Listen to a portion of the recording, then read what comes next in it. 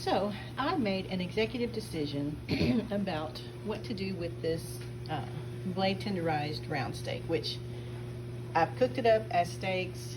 I don't like it. It's kind of chewy. It's not a very good quality meat, but when I have pressure canned it or pressure cooked it, it's really tender and good.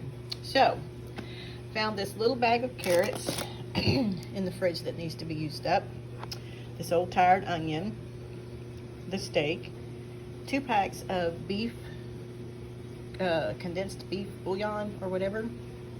I have a can of Italian style diced tomatoes with basil, garlic, and oregano, and a little Italian seasoning is going to go in there.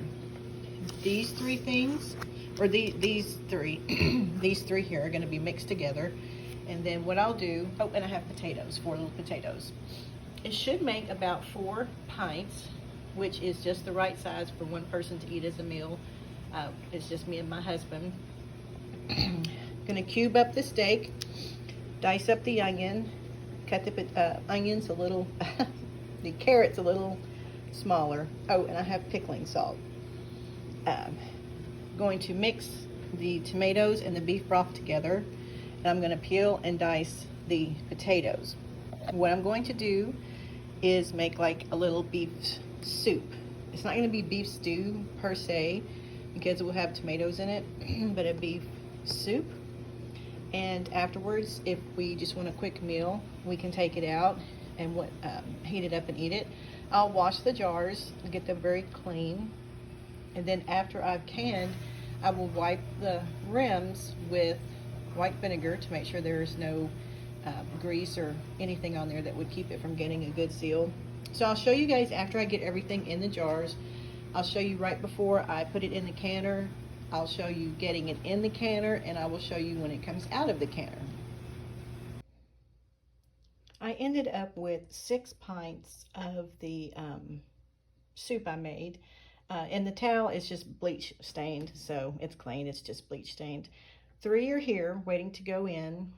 I have 3 in the canner now, and because I had, you can't just process 2, even though 4 will fit in there, so I divided it up to 3.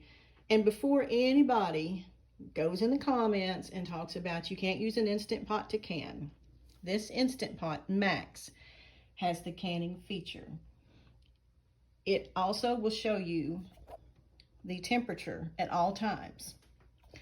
It has been thoroughly tested scientifically with a data logger during the canning process and has been shown to consistently maintain the correct temperature and pressure to safely can low acid foods. There is a link. I'll see if I can find the video again where they tested multiple things in this pot with the data logger, which is inside the jars while they're being canned, and logs the temperature. And it feeds the temperature back to, you know, the graph, and it shows you consistently that the temperature was maintained. So I don't want anybody coming in the contents and talking about you can't use this to can, because you certainly can. It's very safe. I'm not going to put my family in jeopardy. Never going to do that. So, you know, I'm not going to use anything that I don't know is safe. But these smell really good already. Even before they're cooked. We'll probably have some for supper tonight. So that whole package of meat, 4 potatoes, a few carrots, some onion, and some seasonings, and those tomatoes went in to make 6 pints of soup. So I can't wait to see how they come out. The first 3 little jars are out, and you can see they're still bubbling and boiling away. Now I want to show you this. This happens sometimes. Sometimes it doesn't seal. Things happen. The glass did not break, so it's fine. But you can see a lot of the liquid boiled out of it. So what I'll do is just put this in the fridge and we'll eat it with supper tonight. And like I said, these things happen. There's nothing to get excited over.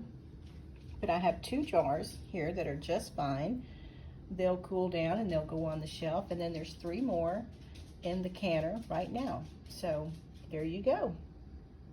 Oh, and these pressure cooked for 60 minutes in the, and that's not total time, that's just after it got to temperature and pressure. It cooked for, processed for 60 minutes, and then it naturally releases the pressure and steam.